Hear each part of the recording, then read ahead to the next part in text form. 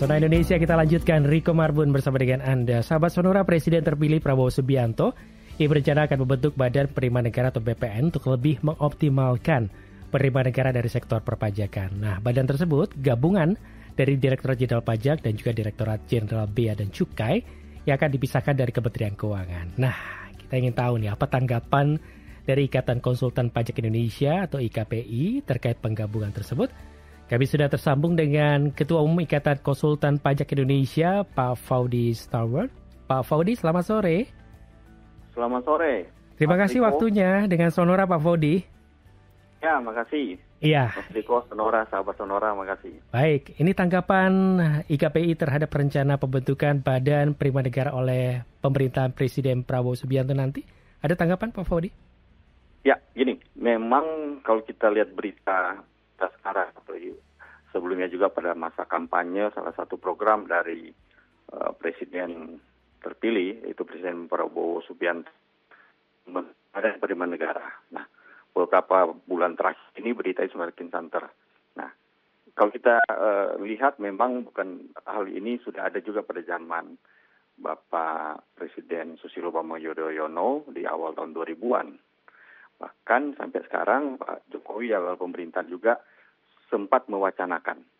Nah, namun kalau kita lihat sekarang ini kemungkinan besar akan dieksekusi oleh Bapak Prabowo Subianto. Nah, IKPI melihat ini seperti apa? Dilihat dari beberapa perspektif, yaitu dalam konteks tata kelola, kelembagaan dan reformasi fiskal, di mana kita lihat bahwa pemisahan atau pembentukan lembaga independen seperti BPN atau mungkin Kementerian Penerimaan Negara ya, merupakan tren global dalam reformasi perpajakan. Nah, model ini dikenal dengan Semi-Autonomous Revenue Authority. Ini sudah diterapkan di beberapa negara, Afrika Selatan maupun Meksiko. Nah, kira-kira gitu. Ya, Pak Faudi, kalau tadi diceritakan Afrika Selatan dan juga Meksiko ya, sebenarnya ketika itu kemudian dipisahkan jadi sebuah badan begitu ya, efektivitasnya cukup tinggi ya Pak. Kalau berdasarkan pengalaman mungkin di Meksiko dan juga di Afrika Selatan, khususnya terkait penerimaan pajak misalnya. Pak Faudi. Terima kasih. Jadi gini, memang kita harus melihat juga adanya potensi, udah pasti ini akan membawa potensi perubahan yang signifikan pada perpajakan di Indonesia, karena ada beberapa aspek juga yang akan terjadi ya. Kita harus melihat beberapa aspek itu potensi. Pertama, potensi penguatan institusional dan pengawasan. Nah, di sini kita lihat salah satu potensi terbesar adalah pembentukan BPN menyebabkan kelembagaan dan diharapkan peningkatan efisiensi dalam penerimaan dan pengawasan perpajakan, termasuk Bea Cukai. Kemudian ini akan juga mungkin mempermudah pengawasan yang secara terintegrasi. Kedua adalah efisiensi administrasi dan potensi peningkatan tax ratio. Jadi memang ini diharapkan peningkatan tax ratio, karena ini utama dari BPN, mana penerimaan dari sektor perpajakan berbanding juga dengan peningkatan dari tax ratio. Iya. Nah, kemudian namun harus ada dilihat juga gini, perubahan signifikan pasti berpengaruh juga terhadap tantangan dan pelaksanaannya nanti. Bagaimana politik mungkin akan berbicara di situ. Nah, ini yang perlu diperhatikan juga. Demikian Mas Riko. Ya Pak Faudi, ini kita juga pengen tahu ini dari Ikatan Konsultan Pajak Indonesia dengan kehadiran nanti kalaupun jadi begitu ya, pengaruhnya atau dampaknya dengan teman-teman konsultan pajak dan juga pelaku usaha ini seperti apa Pak Faudi melihatnya? Ya, pasti ada perubahan, ada dampak. Perubahan ini berdampak kepada antara lain kepada konsultan pajak itu sendiri. Nah, bagi konsultan pajak, pembentukan ini tentu akan mempengaruhi peran dan strategi konsultan pajak itu sendiri. Contohnya seperti ini, adalah yang pertama perubahan, ini pasti akan terjadi perubahan prosedural dan perubahan dari regulasi, di mana selama ini adalah di bawah Kementerian Keuangan. kemudian terpisah dari Kementerian Keuangan, tentu menyebabkan perubahan dari sisi peraturan. Yang kedua adalah dari sisi permintaan jasa yang lebih kompleks, karena ini dihubungkan juga dengan Cortex yang akan diimplementasikan 1 Januari 2025 nanti. Bagaimana data akan semakin terbuka.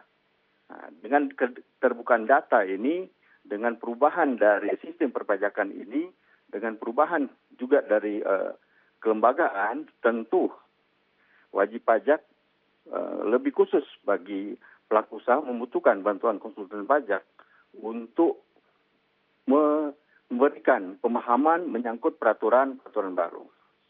Kemudian dari adaptasi terhadap sistem digital yang terpadu, wajib pajak ini tentu butuh penyesuaian. Nah, konsultan pajak tentu yang sudah lebih dulu mengetahui, memberikan kemudahan bagi wajib pajak, memberikan pemahaman juga kepada wajib pajak.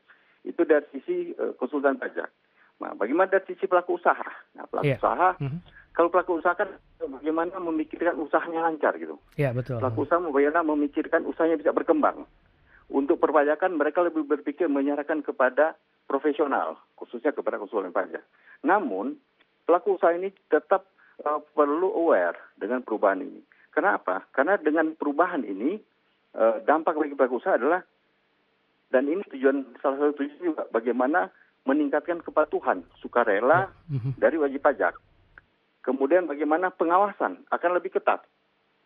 Kenapa? Karena BPN di bawah Presiden langsung memberikan keluasan, memberikan secara struktur bisa langsung mengambil eksekusi. Yeah. Kemudian yang berikutnya adalah dari sisi efisiensi administrasi dan dapat mereduksi beban biaya. Karena apa? Karena perubahan dari perubahan dari menjadi Badan Penerimaan Negara atau Kementerian Penerimaan Negara, kemudian dihubungkan dengan Cortex, nah, tentu diharapkan efisiensi administrasi dan reduksi beban biaya bagi pengusaha sendiri. Demikian, Mas Riko. Pak Faudi, mungkin kita juga pengen dengar dari sisi dari Ikatan Konsultan Pajak Indonesia, kira-kira harapan ke depan gitu dengan adanya nanti badan tersebut.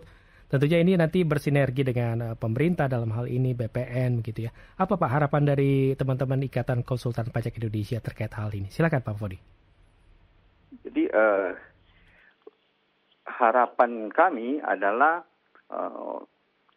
dengan terwujudnya cita-cita dari materi kampanye juga dari Bapak Prabowo, harapan kami apa yang dicita-citakan adalah meningkatnya kepatuhan sukarela dari wajib pajak melalui salah satu juga dengan Cortex. Kemudian peran dari konsultan pajak itu akan semakin nyata. Nah, kami di konsultan pajak juga memang ada harapan tersendiri. Bagaimana kami adanya undang-undang bagi konsultan pajak itu. Undang-undang konsultan pajak itu juga sangat bagi konsultan pajak berperan bukan hanya bagi konsultan pajak tetapi bagi wajib pajak itu sendiri. Bagaimana melindungi wajib pajak. Demikian Mas Riko. Ya, baik Pak Faudi Starwood, Ketua Umum Ikatan Konsultan Pajak Indonesia. Terima kasih banyak untuk waktunya Pak Faudi. Terima kasih. Sukses untuk teman-teman di Ikatan Konsultan Pajak Indonesia. Selamat sore. Salam sehat. Selamat sore Mas Riko. Salam sehat, selamat sore. Itu dia sahabat sore tadi Pak Faudi Starwood. Beliau adalah Ketua Umum Ikatan Konsultan Pajak Indonesia ya. Sudah menyampaikan tanggapannya terkait rencana pemerintah untuk membentuk Badan Penerimaan Negara atau BPN, khususnya untuk lebih mengoptimalkan penerimaan negara dari sektor perpajakan.